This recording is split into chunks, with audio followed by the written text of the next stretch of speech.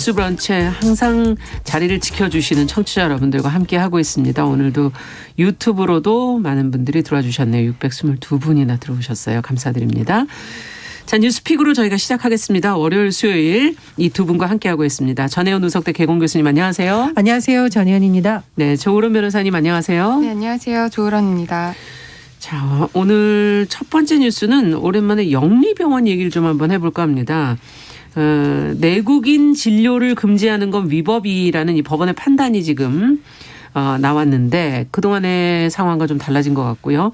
제주도에 지금 이 녹지병원이 여기에 해당이 되는 것 같은데 소송에 이르게 된 과정 또 법원의 판단은 무슨 근거인지 이에 대해서 또 어떤 이야기들이 지금 나오고 있는지를 조 변호사님께서 좀 정리를 해 주시죠. 네, 영리병원 얘기는 굉장히 오래된 이야기입니다. 네. 이제 우리나라 병원이 기본적으로 다 비영리 법원이에요. 그렇죠. 의료법에 의료기관을 개설할 수 있는 자가 이제 개인이라면 의사, 그리고 법인이라면 비영리 법인만 이제 가능하도록 되어 있는 건데 네. 이제 우리도 이제 병원 가면 돈을 내잖아요. 그렇죠. 근데 이게 왜 영리 병원이 아니라 왜 비영리 병원이냐라고 궁금하실 텐데. 네, 돈을 왜 냈나? 네. 근데 예. 영리 병원과 비영리 병원의 차이점이요. 예. 이제 수익을 병원에 재투자를 하느냐, 아니면 수익을 투자자들에게 배당으로 나눠주느냐 이 차이가 있습니다. 일단 수익을 배당으로 투자자들에게 나눠주는 건 이게 주식회사 영리겠죠. 상법상의 주식회사예요.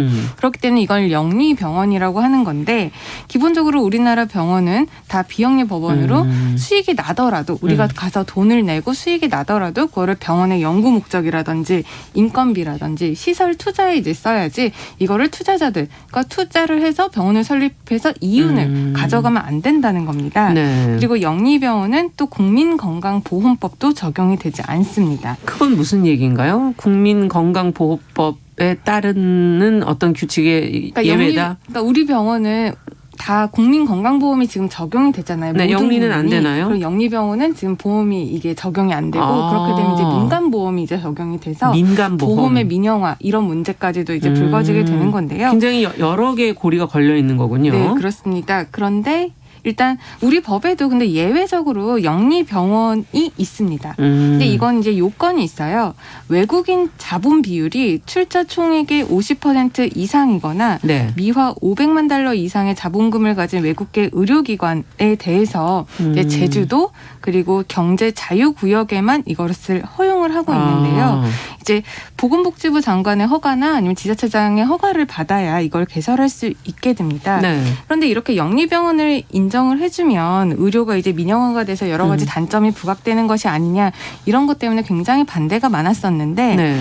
복지부가 이런 반대에도 불구하고 사업 계획을 승인한 적이 있고요. 네. 이런 반대 여론에도 불구하고 이제 제주도에서 영리병원을 우리나라에서 처음으로 이제 허가를 했습니다. 그게 바로 이 녹지병원. 문제가 되고 있는 이 녹지병원인 거죠. 네. 그런데 제주도에서 이 영리병원을 허가를 하면서 조건을 하나 붙였어요. 네. 내국인 진료는 못한다. 그러니까 조건부로 이제 허가를 한 겁니다. 그런데 이제 녹지병원 측에서는 그런 외국인만 대상으로 병원을 개설을 해서 운영을 하다 보면 이윤이 많이 나지 않겠죠. 그렇죠. 그렇기 때문에 이 녹지병원이 이제 개원을 하지 않고요. 이 조건을 취소하라는 조건 취소 청구 소송을 제기를 하면서 이제 허가를 받고 90일 이내에 개원을 해야 되는데 개원을 하지 않은 겁니다. 이 조건을 취소해달라는 청구 소송을 하면서요. 그런데 이 제주도에서는 이 조건에 대해서 입장을 바꾸지 않았고 또 이 90일간의 기간이 넘었다는 이유로 개설 처분을 그러니까 개설 허가된 것을 취소하는 네. 그 처분을 또 내렸습니다. 그러니까 이 녹지병원 측에서는 이 허가 취소 처분에 대한 취소를 해달라라는 소송을 또 제기를 한 겁니다. 복잡하네요. 네, 그래서 이제 현재 진행된 소송이 두 가지인 거예요. 그러네요. 조건이 위법하다라는 소송 하나랑 이제 그 취소 허가 그러니까 너무 시간을 취소됐다. 시간을 끄니까 그 취소 소송이 이제 두 가지가 되는 건데. 이 2022년 1월 13일 날 이제 대법원에서 허가를 취소한 것은 위법하다라는 것이 이제 확정이 됐습니다. 대법원에서요. 대법원 확정이 됐군요. 네. 그리고 바로 어제 제주도 1심 법원에서 이 조건을 달아서 허가한 것이 위법하다라는 판단을 한 겁니다. 결과적으로 지금 녹지병원이 대법원에서도 그렇고 판결이 1심 나왔고. 법원에서도 그렇고 이 두 소송에서 지금 우위를 점하고 있는 건데요. 이렇게 법원이 판단한 이유는 현행 의료법을 보면 모든 우리나라 의료기관은 진료를 거부할 수 없다 이렇게 되어 있습니다.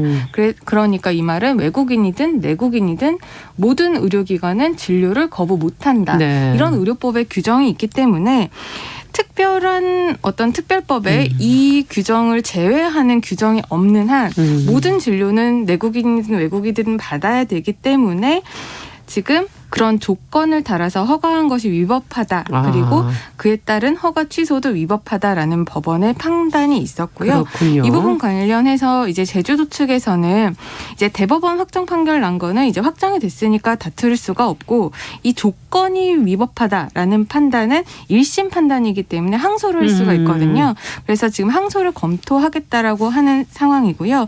녹지병원 측은 이렇게 계속 판결이 유리하게 나오고 있으니까 지금 이 부당한 허가 조건 때문에 병원 문을 열어보지도 못하고 이 사건이 지금 한 3, 4년 지나간 것이거든요. 그래서 이로 인해 발생한 손해액만 800억 원이 넘는다면서 이에 대한 손해배상도 제기할 예정이라고 밝히고 있는 상황입니다. 네. 의료법이 그러니까 다른 그 관련 법 중에서는 좀 우위에 있는 그런 법이군요. 아까 상위법이라고 할 수 있는 진료를 거부할 수 없다. 자, 그렇다면 제주도가 그러면 항소를 과연 할 것인가? 하지 않는다면은 이 제주도 영리병원 설립 재추진이 가능해지는 것이냐? 어떻게 보시는지요? 제 생각에는 재추진이 그렇게 쉽지는 않을 것 같은데요. 네. 언론 보도를 좀 종합을 해보면 지금 녹지 제주에서 영리병원 재추진 의사는 있다라고 해요. 근데 네. 어떤 방식으로 사업을 할지에 대해서는 아직 거의 알려진 바가 없고, 그리고 지금 녹지병원에서 이 녹지 제주에서 녹지국제병원 건물 소유권을 국내 법인에 지금 넘겼다고 하는데 이 국내 법인이 디아나 서울인데 이 건물에 비영리병원 위치에 운영할 계획이다. 그런 거기 나오기 때문에 좀 여전히 미지수라는 분석이 나오는 것 같고요. 그리고 제 생각에는 이게 이제 원희룡 제주지사 때 조건부 허가가 난 거거든요. 근데 지금 원희룡 제주지사가 제주도지사를 마치고 지금 떠난 상황이고 정치적 환경도 바뀌고 이랬기 때문에 아마 제주도에서 좀 고민이 많을 것 같고요. 제가 보기에는 이 녹지병원뿐만 아니라 이 의료병원에 대한 논란 자체가 워낙 예전보다 좀 많았죠. 찬반이 첨예한 사안입니다. 예. 그런데 이게 지자체 입장에서는 이렇게 찬반이 예민한 사안에 대해서 굉장히 고민을 할 수밖에 없는 거죠. 왜냐하면 아무리 좋은 의도라 하더라도 지역 내 주민이 여론이 갈등이 격화되고 이런 부분 때문에 아마 제가 보기엔 지자체의 권한 어느 정도 준 것으로 보이거든요. 다만 그런 여러 가지 복잡한 문제가 남아 있어서 속도를 내는 데는 좀 시간이 걸리지 않을까 그렇게 생각이 듭니다. 네, 교수님께서 말씀하실 때 이게 지자체에 큰 영향을 주니까 당시 원희룡 제주지사가 있을 때도 이 문제를 가지고 공개 토론까지 했어요. 그래서 간담회를 열어서 의견 반영을 했는데 당시에도 이제 영리병원에 대해서 그 의견이 결론은 부정적이었습니다. 그런데 이것을 그 내국인 진료 제한이라는 조건을 걸면서 이제 허가를 해서 좀 의견을 일부 수용하는 식으로 이제 발전이 된 건데 그럼에도 불구하고 이게 또 녹지병원 층이랑 그 뜻이 안 맞다 보니까 이렇게 소송까지 가서 결국에는 어떻게 보면은 지금 법원의 판단들은 이렇게 제한하는 것은 위법하다라는 부분이기 때문에 일단 영리병원이 들어설 수 있는 근거는 마련이 된 것 같아요. 다만 이제 교수님께서도 말씀하셨다시피 지금 그 녹지제주 측이 갖고 있는 이 지분이 대부분이 이제 국내 법인으로 넘어간 거거든요. 아까 비영리 법인으로 병원을 운영할 계획이었다 그랬죠. 원래 영리병원을 만들려면 외국인 자본이 50% 이상이어야 된다고 했잖아요. 그런데 지금 이 요건이 충족되지 못한 그 점이 있기 때문에 만약에 다시 녹지병원 측에서 그 영리병원을 만들고 싶다라고 하면 그 지분을 다시 인수를 해야 외국인 그것도 쉽지 투자 않겠네요. 비율이 맞춰지게 되니까 이런 요건들을 다시 갖추고 다시 운영상의 어떤 모든 체계를 갖춰서 이제 신청을 해야 되기 때문에 쉽지만은 않아 보입니다. 다만 이 판결이 주목을 받는 이유는 녹지 제주가 아닌 다른 곳에서 일정한 요건을 갖춰서 앞으로 이런 영리병원을 세운다면. 그렇죠. 제주도나 8개 경제자격지구에 세우려고 한다면 이 판결이 분명히 영향을 미칠 수 있다는 점에서 아마 많은 주목을 받은 게 아닌가 생각이 들고요. 네.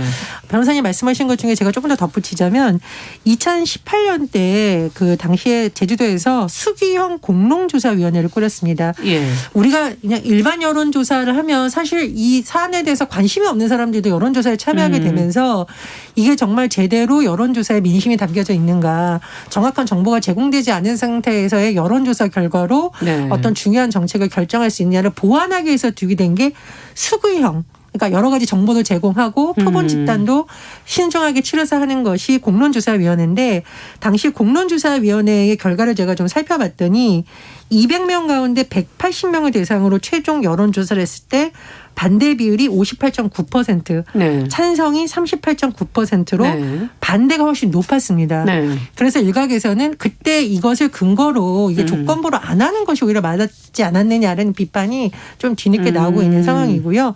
아마 당시에 제주도에서는 이 수기형 공론조사위원회의 결론과 그러나 또 일각에서 제기되는 찬성 여론도 있었거든요. 그거를 네. 하다 보니 이렇게 조건부를 건 게 아닌가 이런 생각이 듭니다. 네. 그리고 제가 이제 대한의사협회에서 이번에 대해서 이제 입장이 나왔더라고요. 제가 좀 유심히 봤는데 이 영리병원에 대해서 굉장히 대한의사협회는 비판적인 입장을 냈습니다. 그 이유는 필수 의료 과목이 있는데 이게 돈이 안 된다는 이유로 진료 과목에서 자꾸 퇴출된다면 그런 부분에 대해서 좀 우려를 하고 있는 것 같고요. 그리고 아무래도 영리병원들은 영리를 목적이게 하기 때문에 막강한 자본력을 가진 곳에서 뛰어들 텐데 네. 그렇게 됐다면 의료의 공공성이 퇴색할 수 있다라는 또 우려도 나오고 있는 상황입니다. 네. 지금 말씀을 가만히 들어보니까 이제 제주도가 조건부 허가를 할 당시에 어떻게 보면은 좀 법적인 근거를 완벽하게 검토하지 않은 것 아니냐 하는 그런 생각도 좀 일부 들기도 하는데요. 이렇게 뭐 추측해 볼 수밖에 없는 거긴 하지만 현재로서는 어떻게 보시는지요, 이거는? 이게 법적 근거를 검토를 하기는 했을 겁니다. 네. 그런데 이제 의료법에 진료를 아까 거부할 수 없다라는 규정이 되게 기본 원칙처럼 의료에 대해서 우리나라의 기본 원칙처럼 들어가 있는데 이 부분 관련해서 제주도 측에서는 이제 제주도 특별법에 이 병원을 설립할 수 있는 근거가 있다 보니 제주도만의 자치의 영역을 굉장히 넓게 생각을 한 것 같아요. 그러니까 의료법이 있기는 하지만 제주특별법에 의해서 영리병원이 세워지다 보니 제주특별법에서 또 지자체장에게 이것을 허가권을 그렇죠. 주고 네. 있는 부분이다 보니까 이 허가를 할 때 고도의 자치권을 보장할 수 있도록 한 게 아니냐라고 해석을 해서 그렇게 조건을 붙인 것 같기 때문에 이 부분에 대해서 뭐 제대로 검토하지 않은 것이다라고 할 수는 해석의 차이라고 없겠지만 볼 수도 있군요. 법원에서는 일단 고도의 재량권보다는 일단 의료법이 우선이다라는 판단을 내리게 된 것이죠. 네. 자, 시간이 저희가 좀 짧긴 하지만 두 번째 뉴스로 좀 건너가 보겠습니다. 대통령직 인수위원회가 일부 스쿨존 또 간선도로 자동차 운행 제한 속도를 높이는 방안을 지금 추진한다고 하는데 이유가 어떤 이유인지 어떻게 지금 내용들이 나오고 있는지 정 교수님께서 좀 정리해 주세요. 예, 인수위에서 앞으로 경찰에 제한하겠다라고 밝힌 내용을 요약해 보면 안전속도 5030 그리고 어린이 보호구역 스쿨존이라고 하잖아요. 네. 이 속도 제한을 기본 취지는 살리지만 탄력적으로 조정해 운영하겠다라는 겁니다. 여기서 탄력적이라는 것은 그 속도를 더 높이는 방안에 방점이 가 있다라고 해석을 할 수가 있는데요. 네. 첫 번째로 안전속도 5030이라는 것은 무슨 말입니까? 50, 30 이렇게 생각을 하면 쉽습니다. 그러니까 네. 간선도로는 시속 50km, 이면도로는 시속 30km 예. 제한 속도가 이제 엄격하게 낮춰져서 지난해 4월부터 전면 시행이 되고 있고요. 이 안전속도 5030을 마련한 이유는 보행자, 자전거 탑승자 이런 사람들의 교통 사망 사고를 줄이기 위한 취지로 해석이 됩니다. 그리고 어린이 보호구역 스쿨존의 경우에는 2020년 3월부터 시행된 개정 도로교통법 일명 민식이법이 굉장히 큰 영향을 미쳤는데요. 지금 무인 단속 장비 설치가 의무화되어 있고 그렇죠. 그리고 대부분의 스쿨존에서는 24시간 내내 제한 속도가 시속 30km로 정해져 있습니다. 예. 그런데 인수위의 내용을 보면 안전속도 5030과 관련해서는 보행자가 정말 적어서 사고 우려가 적은 구간이라든가 이런 부분에 대해서는 제한 속도를 5030이 아닌 시속 60km까지 높이는 방향. 그리고 스쿨존의 경우에는 뭐 간선도로에는 심야 시간대라서 어린이들이 그렇게 많이 다니지 않을 것으로 추정되는 보호구역은 30km가 아니라 40km에서 또는 50km로 상향 조정하는 방안을 지금 경찰에 제안할 것으로 알려져 있습니다. 네. 뭐 운전자들 입장에서는 좀 이제 답답함이 있을 수 있으니까 뭐 제한 속도를 좀 합리적으로 조정해 주기를 바라는 마음도 있긴 할 텐데 뭐 사실 또 지금 스쿨존 제한 속도가 실제적으로 보면 좀 탄력 운영되는 면이 있다 이런 지금 얘기도 있고요. 어떻게 바라봐야 될지 두 분은 어떻게 생각하십니까? 스쿨존은 안 그래도 여러 가지 면에서 좀 주의가 필요한 그런 곳이 아닐까 하는 생각도 들고요. 일단 스쿨존은 어린이 보호구역이죠. 그렇죠. 어린이 보호구역이고 진행자님께서 지적을 하셨던 것처럼 이게 30km라고 제한이 되어 있지만 이게 탄력적으로 운영이 되고 있는 게 맞습니다. 네. 왜냐하면 이제 도로교통법에 보면 시속 30km 이내로 제한할 수 있다지 제한해야 된다가 아니거든요. 그렇기 때문에 지금도 경찰이 그 지역도로 사정에 따라서 제한 속도를 좀 탄력적으로 운영을 하고 있습니다. 그렇기 때문에 이번에 일괄적으로 이것을 뭐 60까지 어린이 보호구역임에도 불구하고 속도를 60km까지 올린다라고 하는 거는 조금 더 검토가 필요해 보이고요. 네. 이제 다만 지금 그러니까 5030 이 속도 제한을 획일적으로 이제 적용을 하다 보면은 여러 가지 뭐 교통 정체라든지 이런 것들을 가중시키는 부분이 있기는 합니다. 그렇기 때문에 이 부분에 대해서 이거를 어느 정도까지 열어줄 것인지는 정말 구체적으로 세세하게 살펴서 해야 할 것이지 네. 무조건 어린이들이 지나다니지 않는 시간이다. 아니면은 과거에 여기서는 사고가 나지 않았다. 이런 것만으로 이 속도를 올린다는 것은 애초에 우리가 이 속도 제한을 했던 취지를 몰각할 수 있는 우려가 있을 수 있기 때문에 네. 좀 신중해야 되지 않을까 그렇게 네, 생각합니다. 이게 아마 운전자 입장에서는 범칙금이라든지 과태료라든지 이런 것과 연결되어 있는 부분이 있을 것 같고 특히 영업을 하시는 분들 입장에서는 여러 가지로 이제 좀 힘든 부분이 있다 이런 얘기가 있지 않을까 싶긴 한데 지금 김영현님께서는 부산에 계신데요. 부산이 5030 처음 시작한 도시다라고 얘기를 해 주시면서 사고율이 지금 절반으로 줄었다는 지적을 해 주셨거든요. 이 부분이 이제 또 현실적으로 지금 나오고 있는 이야기고 끝으로 한 말씀씩 좀 정리를 해 주신다면. 예, 근데 저는 안전과 관련된 부분을 우리가 뭔가 자꾸 규제를 완화해 줄 때는 정말 신중해야 된다라고 봐요. 말씀해 그렇죠. 주셨듯이 안전속도 5030 적용 지역 내에서 네. 보행자 사망사고 16.7% 감소했다고 하거든요. 네. 사실은 이 수치를 저는 더 중요하게 봐야 된다고 생각을 하고 스쿨존의 경우에는 탄력적으로 운영하는 것에 대한 비판이 더 강하지 않나 싶습니다. 네. 그리고 이걸 단순 건수로 비교할 것이 아니라 예를 들어서 제가 지역 언론에 나온 보고를 보니까 사망한 아이 중에 예를 들면 2세 여아가 있다. 그냥 이걸 우리가 한 건이라고 볼 수 있을까요? 이건 사실 모든 아이들이 위험해질 수 있다는 신호로 봐야 되는 거거든요. 그렇죠. 그래서 이 스쿨존에 대한 부분은 현장에서 오히려 탄력적으로 운영하는 게 문제가 많다라는 지적도 나오고 있기 때문에 인수에서 그런 문제 조금 더 신중하게 봤으면 합니다. 네. 네, 그리고 5030이 지금 시행된 지가 얼마 되지 않았어요. 그럼에도 불구하고 이것을 또 한 번 상향 조정한다는 것은 아직 시기상조가 아닐까도 생각을 하고 교수님 말씀에 따라서 이제 안전 문제, 어린이 보호 문제에 있어서는 조금 더 신중을 기해야 되지 않나 그렇게 생각을 합니다. 그러네요. 국민들의 혼란이 없도록 좀 조정을 해 주셨으면 좋겠네요. 자, 뉴스페이 조론 변호사 전혜영 교수 두 분과 함께했습니다. 말씀 잘 들었습니다. 감사합니다. 감사합니다. 네, 정용실의 뉴스 브런치 1부 마치고 저는 잠시 후에 돌아오겠습니다.